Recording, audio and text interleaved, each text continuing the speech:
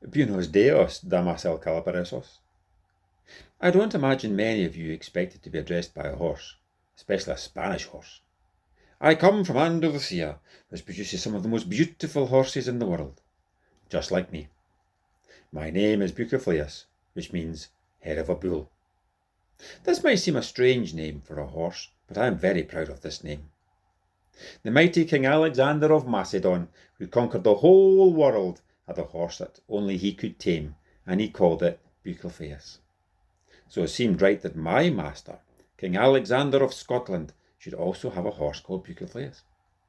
For more than 10 years I was his favourite horse. He treated me well, and we travelled all over Scotland and England together. On the 19th of March, 1286, Alexander had a council meeting in Edinburgh. His new queen Yolanda, whose birthday was the following day, had stayed behind at the Royal Hunting Lodge in Fife. The weather had started to deteriorate, and by late afternoon a strong gale was blowing from the east, and a major storm was threatening. Members of the council argued that Alexander should not leave Edinburgh, but the king was anxious to get back to his new wife. He was adamant, and in the late evening we set off to cross the Forth, accompanied only by 3 squires. Horses do not like to travel in the dark.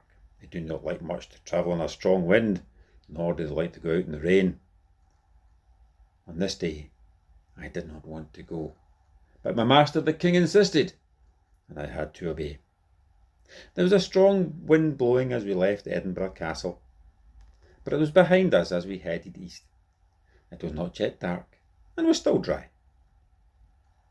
Alexander urged us on with the wind at our back. We made good progress as we crossed the little bridge over the River Amund at Cramond.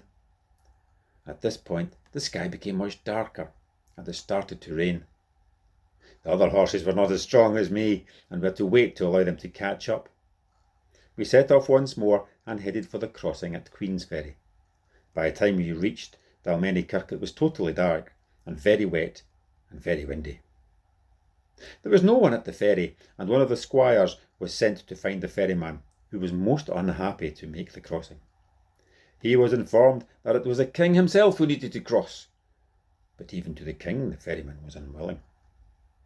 Alexander told him he was a coward, and the man replied that if he was going to die, he would die happily alongside his king. It would have been better if he had stayed unhappy. We eventually reached Fife at Inverkeithing.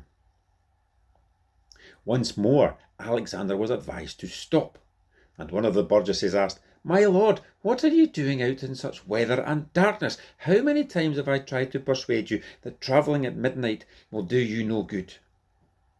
The king ignored him, and we set off once more. The king tried to reassure me. "Well done, keep going," he told me. "Only another 10 miles and you will find a lovely warm stable, and I will find a lovely warm lodge with a lovely warm wife." I tried to take encouragement from his words, and we began to draw away from our escort once more.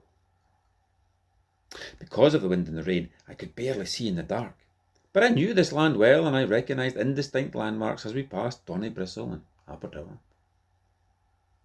Then, where the path splits just after the Kirkton of Burnt Island, Alexander urged me to take the path on the left, to take the high road.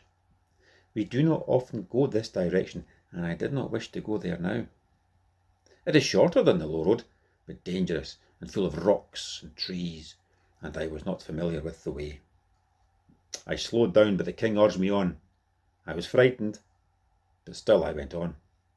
Then, suddenly, my leg struck a large object, which I think was a rock. Screaming, I pitched forward onto my knees, but I managed to regain my footing.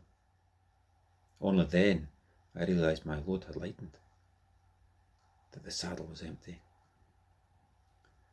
Despairing, I cast about to find Alexander, but in this dark storm I could see nothing. I tried to listen, but there was no sound but the wind and the rain.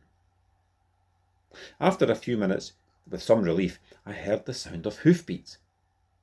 Then I realised they had come from the other road, and the sound had been borne back to me on the wind. Our escort had taken the low road and would not find us. I was completely alone and started to panic. I wandered about with no idea where the king might be, nor no notion of what to do, even if I managed to find him. Then the storm started to ease, and dawn broke. I looked around, and there, behind me, not 30 metres away, lay the broken body of my king. I may only be a horse, but I knew my lord, my king, my friend, was dead.